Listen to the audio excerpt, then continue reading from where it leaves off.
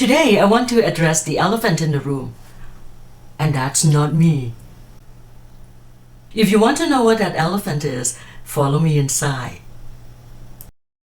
Welcome to Cook Like a Thai Made Simple with Pradichaya Poonyarit. This episode is brought to you by Cook Like a Thai. Cook authentically Thai with stories.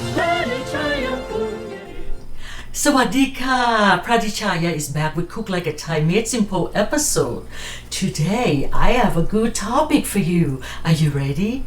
Let's talk elephant. The elephant in the room, or should I say, in the Thai food room. That's right, I'm going to address the elephant in Thai food. To be specific, the Thai food industry in the US. That elephant is the sweet taste coming from refined sugar. And not just in a small amount, lots of sugar.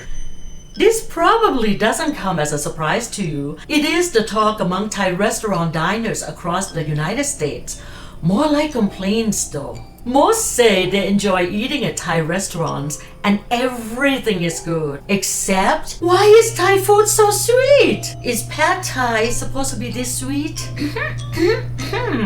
I won't argue that now the misspelled word and its mispronunciation have made their way into the great Oxford Dictionary, so it must be correct.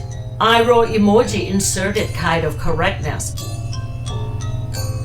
However, if you think this born and bred Thai person knows her Thai, the correct pronunciation is Pad Thai, and the way it should be spelled is P-U-D-D Pad, T-H-A-I Thai, Pad Thai. Is bone noodle supposed to be sweet? Is tom yum sweet? Is red curry sweet? Is green curry yada yada yada yada sweet?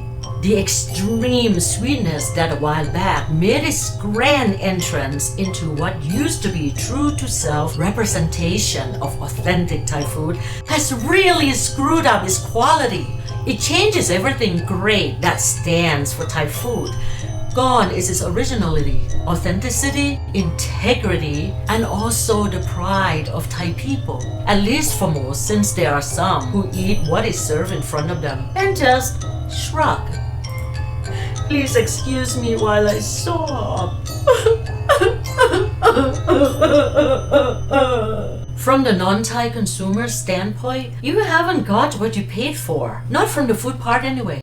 Go ahead, drink in the atmosphere and Thai iced coffee or tea. But wait. Those are darn sweet as well. I won't get into why they make everything so sweet, but I will tell you today about sweetness in Thai food. In most dishes like overall stir-fry, curry stir-fry, curry itself, and even in most yum salad-based dishes, there's sugar involved. Originally, Thais made sugar from coconut and palm. This is golden, compact, and shaped like cupcake topping or a cookie oozing in the oven. When I was young, both coconut and palm sugar were also referred to as beef sugar, as they came in a large four-corner container which we call beef. Both sugars were pure without the need to add anything extra, and they turned solid on their own, aromatic and sweet. I remember being offered a tiny piece from time to time.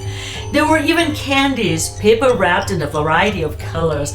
Oh, those good old sweet days. Refined sugar, on the other hand, was an import item since the early Ratanakosin or Bangkok days. I suspect at first it was brought for the king and the royalty inside the grand palace. Therefore, it was a pudi, those with etiquette, item for the Palatians. It was expensive and didn't reach folks outside Bangkok for a long time. Lucky for them country folks, they remained healthy from not being contaminated with sugar during that short period of time.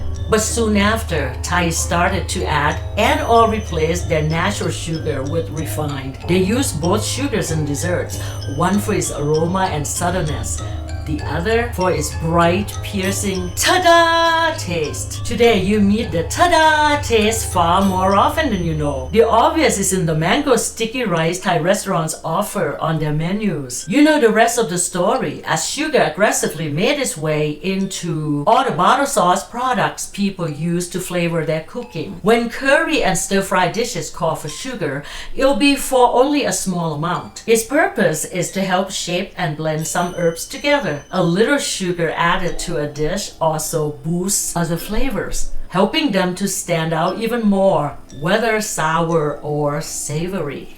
Sugar, whether it's refined, coconut, palm, or any other kind, doesn't have the function of adding sweetness to most Thai food. However, there is a separate category for sweet taste. The driving force behind Thai food is the herbs used in it. Leaves, fruits, seeds, stems, roots, heck, the whole trees most of the time are the engine. Today, the degree may vary depending on the purpose of each dish. In the old days, Thai people view food as medicinal. I say that this is true throughout Asian countries. Curries in the old days were vastly different in both look and taste. Chilies didn't make their way to Siam until the Portuguese brought them from China and introduced them to the Ayutthaya court. So no red or green curry, as all curries were created equal.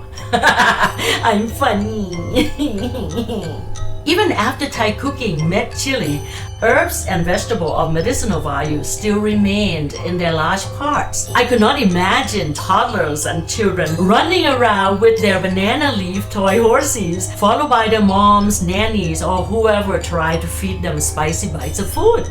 This is when children-focused dishes came in, and these dishes are listed in the separate food category. So yes, there are sweet dishes in Thai food. Most of them are simple egg to meat dishes with caramelized sugar glaze. Still, they are made without any need of refined sugar. They are sweet and savory. These dishes are so wonderful that even the adults love them too, as they help ease the chili heat, which by then Thais grew and used widely. Hello, green curry! This may have made sense to you now. It's common for Thai restaurants to sweeten their chili hot dishes. However, despite the low level number of heat you request, the sweetness remains.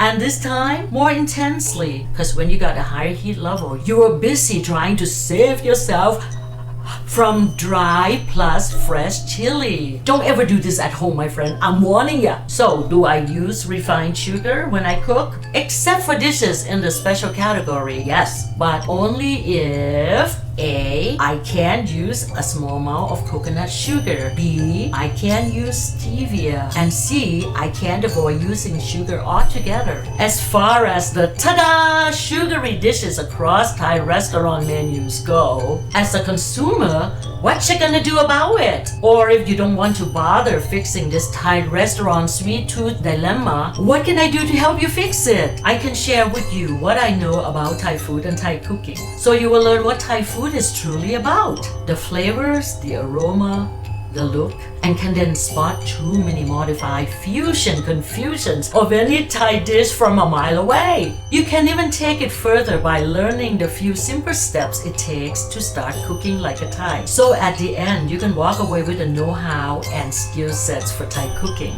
The same knowledge and skill sets most Thais know. You may be better off than some Thai people at this point. Come cook like a Thai with me so you will bring Thailand into your home and start enjoying the most delicious meals with the ones you love. Nope, no excessive amount of sugar added, except when you cook those special dishes for your kids. Even so, still, no crazy amount of sugar. Thank you, ขอบคุณมากค่ะ And now you can head over to cooklikeathai.com and start cooking like a Thai. Sawaddeeka. Until next time. I only cook